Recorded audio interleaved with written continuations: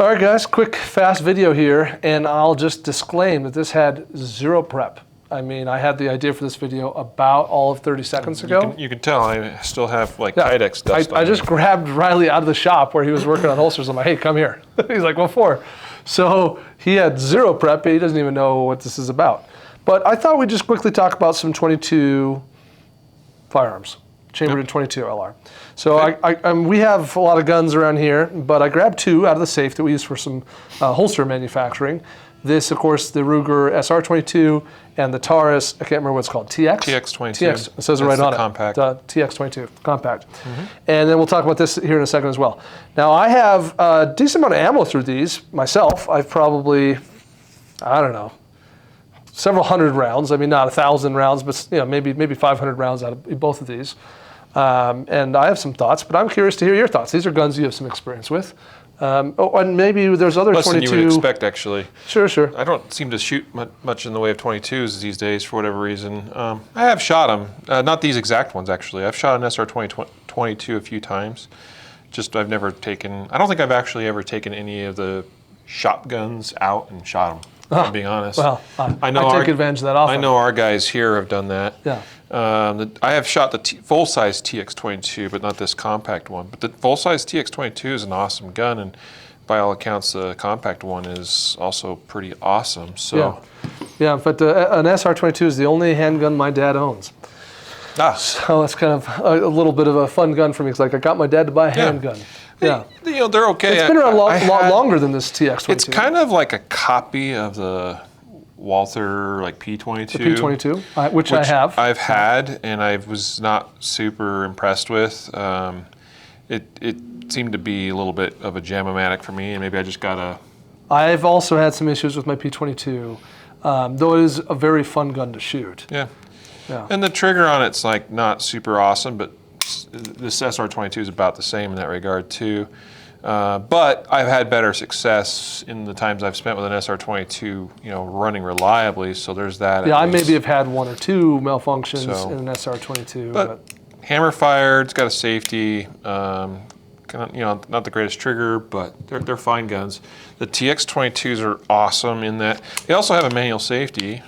It's not as does the SR22. Not as pronounced. Right, as that one, but it's functional and it works pretty well. The trigger on these ones is really quite impressive for a 22 pistol, and they hold a bit more capacity in terms of magazines.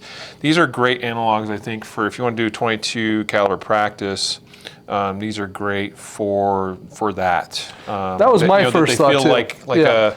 They feel like a more full-size gun. Absolutely. Obviously, it's a 22. They don't recoil that much. Yeah, if I pick up this SR22, it does not feel like an analog to any of my carry guns. I'm not carrying around a Ruger LC9 or something. You're like, oh, this is a 22 pistol. Yeah, it just does not feel the same. And the Walther P22 maybe feels a little bit more substantial, but not significantly so. But yes, to your point, what I really like about this Taurus TX22 is it does feel a little bit more like an analog. In fact, it's really not that far. We could go grab the GX. It's a good replacement to a full-size gun for training purposes. Yeah, and I definitely have not had a lot of issues with this. In fact, we'll insert here a little video or a picture. I took this out with a bunch of youths from the church, from my church last summer, and had them doing some awkward stuff in the dirt with this thing, shooting underneath a mocked up vehicle in the dirt with this gun, and had not a single failure the whole day. We put a lot of ammo through it. The full-size TX22 I have has been very reliable. Yeah, so like it. The stock sights on both of these are okay for me. I actually prefer the TX22 because it's blacked out in the rear. Agreed. Whereas the Although Ruger, the advantage the SR22 has is it's actually fully adjustable. Yes. For height, elevation as well as windage. But I'm with you there. I'm glad to hear that you're, on board with the, we want a high contrast front sight and a blocked out rear. I like blacked out was fine. Find it really. I don't mind rear sights as long if they have some color, as long as it's a different color than the front. But I prefer fully blacked out. Yep. Whereas this is, three white dots, and so that does not. It's not as efficient in terms of how quickly I can get. Maybe more, experienced shooters like yourself could do better than I, but it's I'm not going to get the sight picture as fast as I could on something else. Yeah, I mean, what we're looking for, think about it this way, the rear sight, I think works best if you can treat it like an aperture that you're, and I say the word aperture just to represent it's like a window you're just viewing through. You don't want to, like the window of your house, you don't want to actually look at the window unless you have really nice windows. I don't. You know, you want to look through the window and see what's outside there. So look through the rear sight, find that bright or high contrast, whatever front thing, and stick it on the target and shoot. Yeah. That's the way I like to think of iron sights now, and it works much better with that approach than, hey, there's a front dot. Oh, here's these other dots. Oh, let's get those things all evened up. Yeah, I think that's fair. Anyway. And there is some sort of, there's a dove. You could replace these sights, I suppose. No idea. I have no idea. I mean, it looks like they are replaceable. How much aftermarket support there is, I just don't know. These look like that's a standard Glock dovetail. Yeah. And even the front sight on this, the way it's secured, looks like it's probably done very similarly to a Glock. So it wouldn't surprise me at all if Glock sights work on the TX22. Now, there's other popular 22 handguns out there. There's the new Glock, what model? 40? The 44. 44, thank you. Glock 44. That one seems to be hit or miss from people, whether in terms of feedback. It works well or not for them. Yeah. I don't have much experience with it, just what I've shot it at SHOT Show. Also, but it's a great analog for very close analog practice. Similar to your, because it's a Glock 19, right? If you almost carry perfectly in dimension. Yep, you can run the same gear, same holster. Yep. Yeah, so there's that. Yep. So things to think about. All right, now also we got here a new gun that's never been fired by us. Never been. Yeah, nobody's shot this thing. Yeah, no one's shot this particular We only one. had it, a couple weeks maybe. So this we requested this from HK, the HK 416 chambered. I'm sorry? 416D. 416D, chambered in 22 LR. Yeah, because the HK 416 is the full, 5.56 yeah, military NATO awesomeness. Okay, so anyway. So this is the 416D. So it's chambered in 22 LR. It's now, if I recall, you were telling me this. It's made by Umarex. Yeah, it's made by Umarex. Where is it made? It sure says it on here somewhere. I think that's still made in Germany. Yeah, made in Germany. There it is, made in Germany. So pretty cool though. Chambered in 22. We have some projects coming up where we're working on 22 LR rifle blocks, barrel blocks. So this is a 4.6 by 30, which is the same size stick. But obviously it doesn't quite fit in the chamber. We've modified it to fit in that chamber. Yeah, so anyway, long story short is we needed a 22 LR carbine for some some manufacturing and development purposes. So we conned HK into sending us this one. And we haven't gotten it out yet, but it looks to be a pretty well-built thing. I mean, it's got some nice functionality in terms of the rail and the sights. And I have shot, not this exact model, but I have shot this gun. Oh, I didn't know that. Yeah. Before, and it's great. It's a fantastic. Talk about training analogs. I didn't know if this video was going to be about like finding something you can train with in 22 long rifle that mimics your full size or full power or center fired gun, but it's great. I mean, magazine loads the same way. The controls are all exactly the same. Safety, mag release, bolt, safety, bolt, stop or release. The rail, the full-size rail, I mean, you can put whatever sights or scope or optic on this you want. Of course, you got your charging handle here that functions the same way. Doesn't do the full stroke that it would on a 5.56, but it's close enough. Adjustable, I think it's a 6-position adjustable stock. Decent trigger, about what you'd expect on an AR. Yeah. And a solid aluminum rail that you can mount. I mean, you can mount a sling onto this thing too. Yes. I've seen got all the attachment points. Yeah. Yeah. So pretty cool. This really got on my radar. I just don't pay as much attention as I should. Not only do we have some loyalty and love for HK, nice shirt by the way.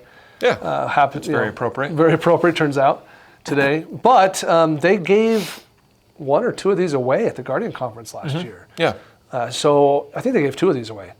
I think we gave away 4 HK guns at the Guardian conference last year, and 2 of them were this 416. Yeah. And I was like, that sounds like a cool gun. Yeah. So it's something that really interests me. Now, we just put this dot on it, which is a dot we don't have a lot of experience with. I've never certainly fired any live ammo through a gun with this dot, but this is the Swampfox Liberator. I don't even know if you've ever looked through one before. Liberator II. Liberator II. Yep. Everything's Gen 2 for Swampfox now. Yep. They've you know, the idea with their Gen 2 optics was to really step up in terms of durability and robustness and quality of the products. And so far, the feedback on Gen 2 seems to be pretty positive. So what do you think about this Liberator? Well, I mean, it's similar to other optics in its class in terms of size, and I think even like the optical diameter of it's very similar to other, you know, optics like it that I've used. It looks like a fine quality unit. I mean, like you mentioned, we haven't shot any of this yet, but the controls are simple enough to use. It's got an up down here on the side rather than a dial. I actually prefer that, you know, especially if it's going to be something that I leave on all the time. I do think that this has a shake and wake motion sensing, auto on and off. That's fantastic. So, because you know, I would just leave it on, and presumably, and I do test this with optics that I actually own or keep or carry or use, and just let it sit for a few minutes on a table, and you know, come check and to see if look it's and off see yet. if it's off. I'm sure that one's not yet. It's on, yeah. But you know, it's pretty impressive how quickly a lot of these are, you know, that they work. Haven't tested this one yet, of course, but you know, it's something we can test. And I like that because I've had other optics similar to this in the past where the, you know, the brightness adjustment and the on-off is all done through a dial, usually sometimes the same one that the battery cap is under. Not my favorite. Or the battery fits under. It's not my favorite either. And so this is seems like a decent little, affordably priced optic that's appropriate for carbine. Very impressed with the price. These you can get these in a, well, let's look it up so we don't speak wrong. I know we have one that's a red, we have a green. My recollection is like mid-hundreds, you know. Well, 150, 149, but there's a third SKU that I'm struggling now to remember. You know, the dots, it looks like it's about a 2 MOA. I'm guessing that's what, we could look at the specifications here. Let's see. Let's see. I'm not actually seeing it mentioned. All right, so Liberator 2, it comes in 3 SKUs. The red 2 MOA, which is what this is. The green 2 MOA, which we also have one here somewhere. Yeah, those are both $150. Okay. And then they have a multi-reticle option, which is $189. Okay. So you step it up. Yeah. 40 more bucks sense. to get the multiple reticle. This is just a dot. 2 MOA, red or green, $150. But the reticle, you step it up to 190. I mean, it's a nice, crisp dot. Yeah, it's 2 MOA, which I think is about, you know, it's on par with most other optics in this class. Agreed. It's good enough for purposes that you might use something like this for. If I was going to give some feedback, by the way, I'd probably say something along the lines that my one thing so far, just playing with it, and we took the battery cap off and put the battery in and all that, and you know, the caps are fine. They're easy enough to use and remove and replace, or you know, reach your windage and elevation adjustments. But the one feedback I would say so far is, I think it'd be a nice touch if in a future generation they had something different tactile-wise on the buttons on the side. Buttons?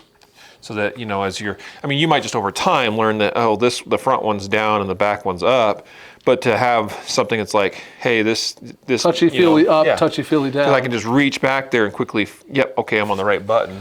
So let me see it, because I've seen, there is something tactile there. Yeah, but it's very subtle. You can't really feel extremely that. subtle, yeah. Okay. It doesn't Visually, really, it's pretty clear. Yeah, you can see it. Yeah, ups and downs, but it's not as tactile. And that's a minor, I'm nitpicking here. Sure. I don't know about the robustness and all that of the actual mount itself. That's often one of the failure points with optics like this one.